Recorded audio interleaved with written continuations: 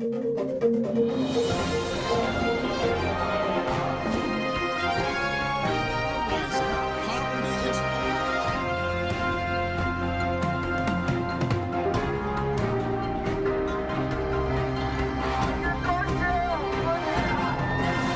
me an up-close and personal view.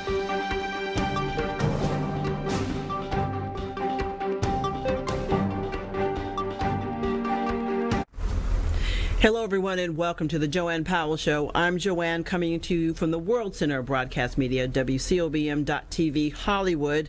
Well, the investigation continues in Washington, D.C.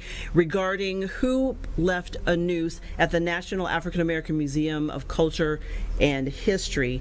Police are taking a look at surveillance video to find out who may have been the responsible person or parties that was responsible for doing this particular act. Experts say nooses are showing up in incidents around the country and in the Washington area. It is something that has many people concerned.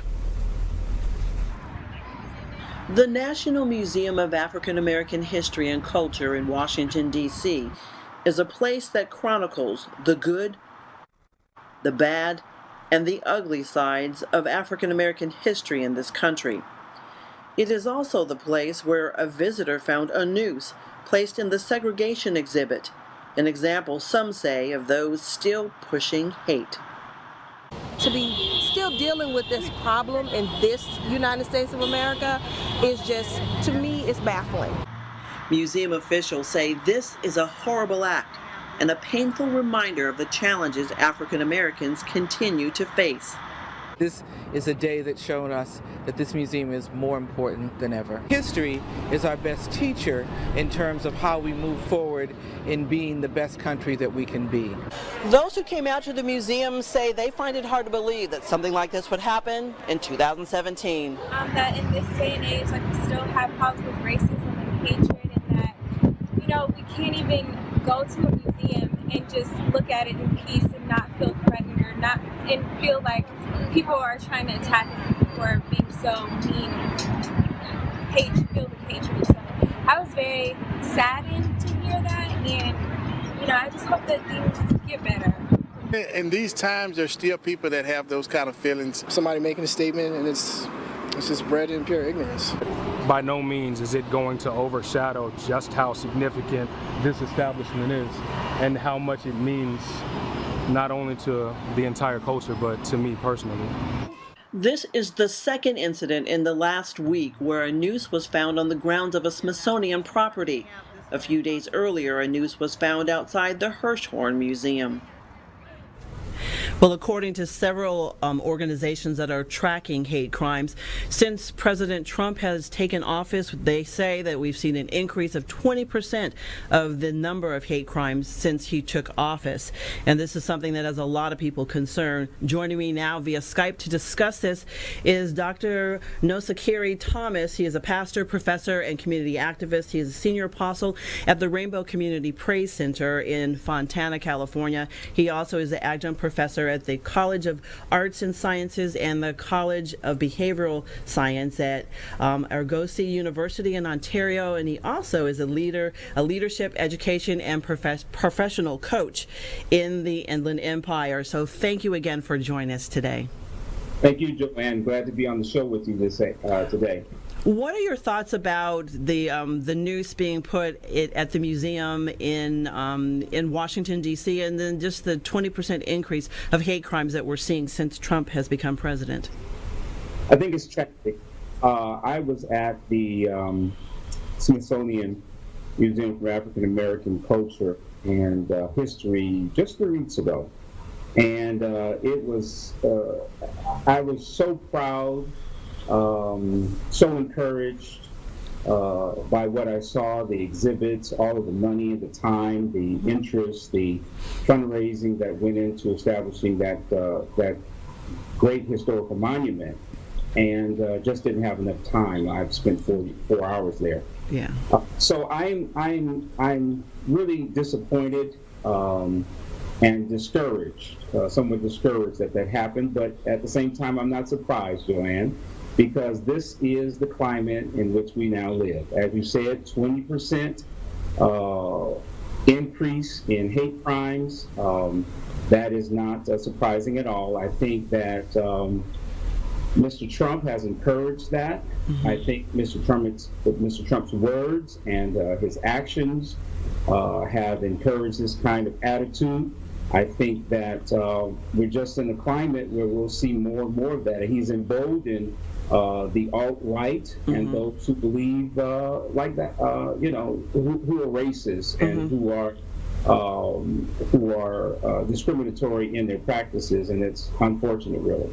And it's one thing, because I think in years past, a lot of people kind of suppressed the racism, and now it's kind of made it okay and politically correct, when before it was considered politically incorrect to express yourself in that way.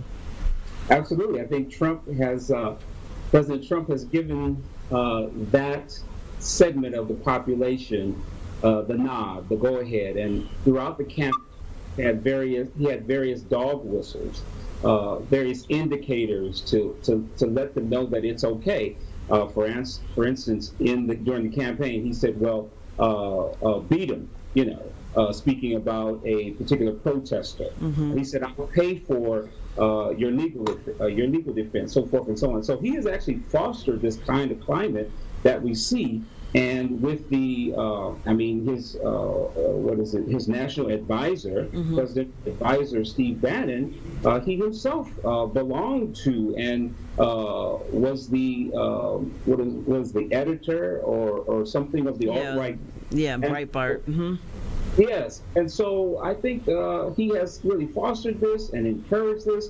Even Attorney General Sessions has begun to roll back some of the gains that we found under the previous AG.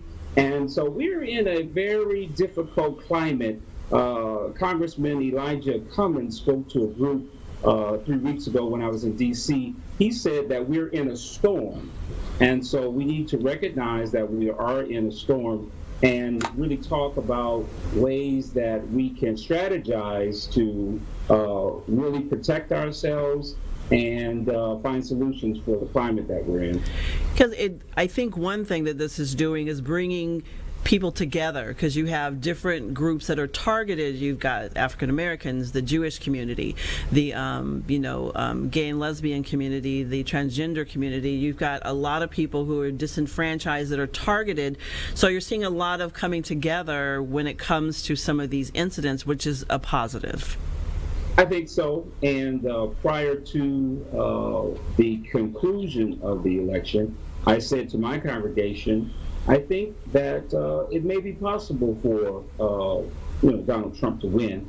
And if he does win, maybe that's going to be what it takes to bring the fractured groups and segments of society together to do what it is that we haven't been able to do in some time. But it's unfortunate that many of the gains in every sector that you mentioned have been rolled back since he's been in office through executive order or some other means, and it's just tragic. And I know when it came to the travel ban, or at the time they were calling it the Muslim ban, a lot of people who necessarily may not have rallied in defense just saw the injustices that were done when they saw these people being detained at the airport. So it is, like you said, a wake-up call, but it is waking up a lot of people to do good, which is a positive. I think we can leave with that perspective, I think. Yeah. Dr. King said injustice anywhere is a threat to justice everywhere. So really, when we see these injustices happening, no matter what segment we belong to, we need to become involved and do what we can to curb this real current of discrimination and marginalization in our country. Well, Dr. Thomas, thank you so much for sharing some insight on this very important topic. We're definitely going to have you back on as we continue to take a look at this issue. Unfortunately, we are faced with that now in our society. But thank you so much again for joining us on our show. Thank you for having me, JoAnne, and you have a good evening. You too. Well, for those of you who are continuing to take a look at what's going on and want to know more about what is happening, just follow some of the things that we'll be doing here and on our Facebook page, The JoAnne Powell Show. And for tomorrow's anticipated Comey testimony, we will be streaming that live starting 10 o'clock Eastern Time, 7 a.m. Pacific time. So if you want to watch it, we are going to have the live stream on the JoAnne Powell Show Facebook page. It is definitely much anticipated, and we will be back here next Wednesday at 1 o'clock Pacific time, and we'll have more on the Comey testimony and, of course, all the other news of the week. So thank you again for watching us. Until next week, do something nice for someone in need. Take care. If you are an adult that began college and has not finished your college degree, let me put it to you straight. If your lifestyle and your standard of living is not becoming to you, then you should be coming to us, Oakwood University Elite Program. We are the fast, flexible adult degree completion program for the busy adult, like you. Register today. Go to oakwoodleap.com or call 256-726-7098. It's time to leap. I'm JoAnne with the JoAnne Powell Show. You're watching the World Center of Broadcast Media, WCOBM Hollywood.